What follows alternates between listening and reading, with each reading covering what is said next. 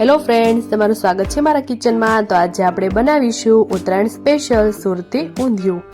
જો તમે આ રીતે ઊંધિયું બનાવશો તો તમે બહારનું ઊંધિયું પણ ભૂલી જશો અને ખાવામાં પણ એટલું જ ટેસ્ટી લાગે છે। જો તમે હજી સુધી અમારી ચેનલને સબસ્ક્રાઇબ ન કર્યું તો સબસ્ક્રાઇબ કરો અને બેલ આઇકન બટનને પ્રેસ કરો। તો ચાલો બનાવીએ। તેના માટે મેં એક મોટું બટેટું, અડધો કપ રતાળું, અડધો કપ સૂરણ, અડધો કપ તુવેરના દાણા, અડધો કપ ફ્લાવર, અડધા કપ જેટલા મગજતરીના બી, ગાંઠિયા અને કાજુનો ભૂકો, પોણા કપ જેટલી પાપડી, અડધા કપ જેટલા વટાણા, એક મીડિયમ ડુંગળી, 2 ટમેટા, અડધા કપ જેટલી આદુ મરચાં લસણની પેસ્ટ અને થોડુંક લીલું લસણ પણ લીધેલું છે। તો હવે આપણે મુઠિયા બનાવીશું। તેના માટે મેં એક મોટા કપ જેટલી મેથી લીધેલી છે, થોડાક લીલા ધાણા, 1 ચમચી આદુ મરચાં લસણની પેસ્ટ, અડધી ચમચી હિંગ, 1 ચમચી જેટલી હળદર, અડધી ચમચી લાલ મરચું પાવડર, 1 ચમચી ધાણા જીરું પાવડર નાખીશું, સ્વાદ પ્રમાણે મીઠું નાખીશું, 1 ચમચી ખાંડ નાખીશું અને 1 નાના કપ જેટલો ચણાનો લોટ લીધેલો છે અને ચપટી જેટલો સોડા નાખીશું અને તેના ઉપર 1 નાના લીંબુનો રસ નાખીશું અને બધું જ સારી રીતે મિક્સ કરી લઈશું। આ મુઠિયામાં તમે આખા ધાણા અને વરિયાળીનો પાવડર પણ નાખી શકો છો, પણ મેં અહીંયા નથી નાખેલો। અને 2 મોટી ચમચી જેટલું તેલ નાખીને આપણે બધું જ સારી રીતે મિક્સ કરી લોટ બાંધી લઈશું।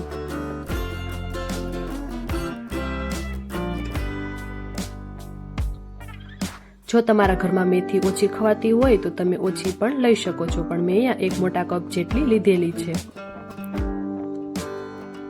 તો અહીંયા હું થોડો થોડો કરીને બધો જ લોટ નાખી દઈશ।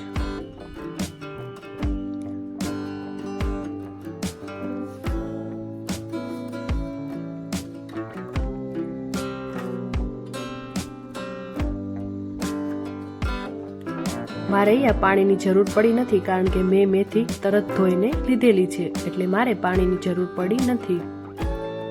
તો આ રીતે મીડિયમ એવો લોટ બાંધી લઈશું। તમે આ લોટમાં થોડો કકરો ઘઉંનો લોટ અને 2 ચમચી જેટલો રવો પણ નાખી શકો છો, પણ મેં અહીંયા ચણાના લોટની જ ગોળી બનાવી છે।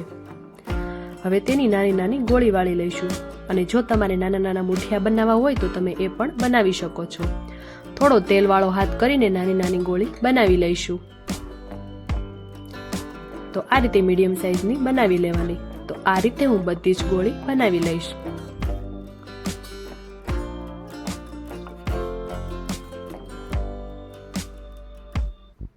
જો તમે આ રીતે ક્યારેય ન બનાવ્યું હોય તો તમે જરૂરથી ટ્રાય કરજો। હવે મેં તેલ પહેલા જ ગરમ કરવા મૂકી દીધું હતું। તો હવે જે બધા શાકભાજી છે તેને તળી લઈશું। તો પહેલા મેં અહીંયા બટેટા નાખેલા છે, તો તેને સારી રીતે તળી લઈશું। તો આ રીતે સેજ બ્રાઉન કલરના થાય ત્યાં સુધી 3 થી 4 મિનિટ માટે તળી લેવાના અને આ રીતે ચમચી કે ચાકાની મદદથી ચેક કરી લેવાનું। તો આપણા બટેટા બરાબર સોફ્ટ થઈ ગયા છે, તો હવે તેને કાઢી લઈશું।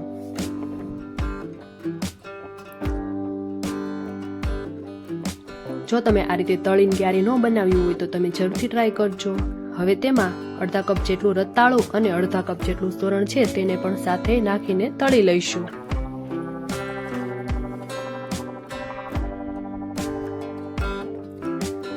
તમને જે શાકભાજી વધારે ભાવતા હોય તમે એ રીતે લઈ શકો છો।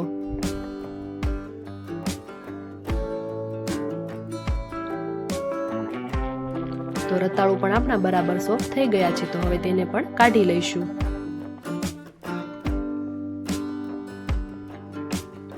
જો તમે આ રીતે તળીને બનાવશો તો બહારનું કંદોઈ જેવું જ ઊંધિયું બનશે। હવે મેં અહીંયા 1 રીંગણ લીધેલું છે, તો તેને પણ તળી લઈશું।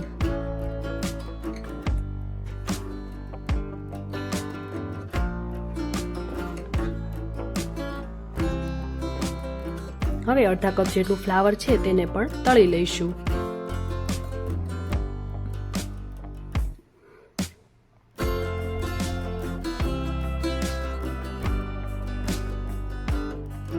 અને જો તમારે આ રીતે તળીને ન બનાવવું હોય તો તમે ડાયરેક્ટ કુકરમાં પણ બનાવી શકો છો। હવે જે આપણે મુઠિયા વાળેલા છે તેને પણ તળી લઈશું। તો મુઠિયા તળતી વખતે આપણે ગેસની ફ્લેમ સ્લો રાખીશું અને બધા જ મુઠિયા નાખીને થોડી હાઈ કરી દઈશું। તો મુઠિયા તળાય છે ત્યાં સુધીમાં અમારા વિડીયોને લાઈક, શેર અને સબસ્ક્રાઇબ કરો અને આવા જ નવા વિડીયોની રેસીપી માટે તમે બેલ આઇકન બટનને પ્રેસ કરો।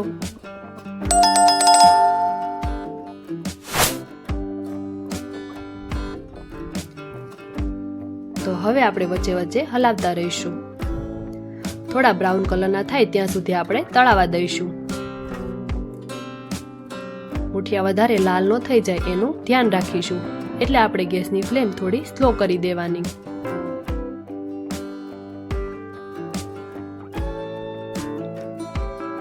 હવે શાકનો વઘાર કરીશું. તો જે તળેલું તેલ હતું એ જ તેલનો ઉપયોગ હું કરી રહી છું. તો તેના માટે 3 મોટા ચમચા જેટલું તેલ લઈશું. ઊંધિયામાં થોડું તેલનું પ્રમાણ વધારે હોય છે. હવે તેમાં 1 મોટી ચમચી જેટલો ગરમ મસાલો અને અડધા કપ જેટલી જે પેસ્ટ બનાવેલી છે તે નાખી દઈશું. પેસ્ટમાં મેં અહીંયા લીલું અને સૂકું લસણ થોડું લીધેલું છે, આદુ મરચી અને થોડા મુઠ્ઠી જેટલા લીલા વટાણાને બધું મિક્સ કરીને તેની પેસ્ટ આ રીતે બનાવેલી છે. ઊંધિયામાં થોડું લીલું લસણ વધારે હોય તો ટેસ્ટી લાગે છે. હવે એક મીડિયમ કાંદાને આ રીતે ઝીણું કટ કરીને લીધેલું છે. તમે પેસ્ટ કરીને પણ નાખી શકો છો. હવે તેને સારી રીતે મિક્સ કરી લઈશું. હવે તેમાં પાપડી, વટાણા અને તુવેરના દાણા છે તેને પણ સારી રીતે નાખીને મિક્સ કરી લઈશું.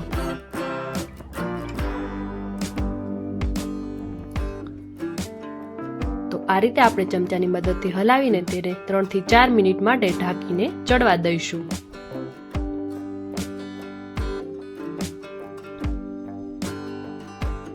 હું અહીંયા ઊંધિયું ગ્રીન બનાવી રહી છું. જો તમારે લાલ બનાવવું હોય તો તમે લાલ મરચાંનો ઉપયોગ પણ કરી શકો છો.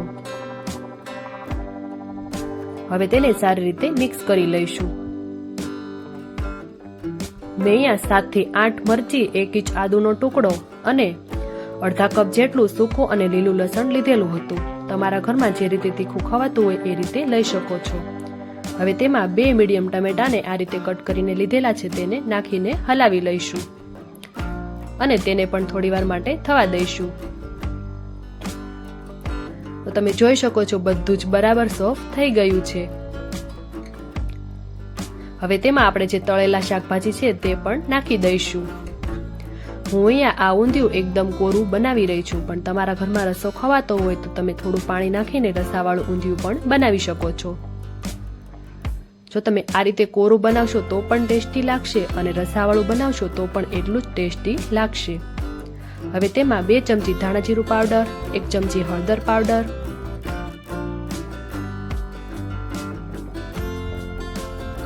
અડધી ચમચી હિંગ નાખીશું, 1 ચમચી ખાંડ નાખીશું, સ્વાદ પ્રમાણે મીઠું નાખીશું અને બધું જ સારી રીતે મિક્સ કરી લઈશું. બધા જ મસાલા બેલેન્સ થઈ જાય તેના માટે અહીંયા ખાંડનો ઉપયોગ મેં કરેલો છે. હવે બધું જ સારી રીતે મિક્સ કરી હલાવી લઈશું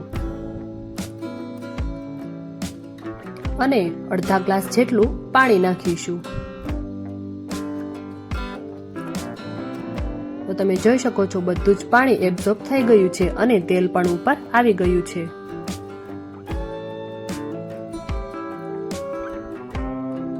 હવે તેમાં જે મગજતરીના બી, કાજુ અને ગાંઠિયાનો પાવડર છે તેને પણ નાખી દઈશું. મેં અહીંયા 1 ચમચી જેટલા મગજતરીના બી, 2 મોટી ચમચી જેટલા કાજુનો ભૂકો અને 1 મુઠ્ઠી જેટલા ગાંઠિયાને આ રીતે પાવડર કરીને લીધેલો છે તેને પણ નાખી દઈશું અને જે આપણે મુઠિયા તળેલા છે એને પણ નાખી દઈશું અને બધું જ સારી રીતે મિક્સ કરી લઈશું.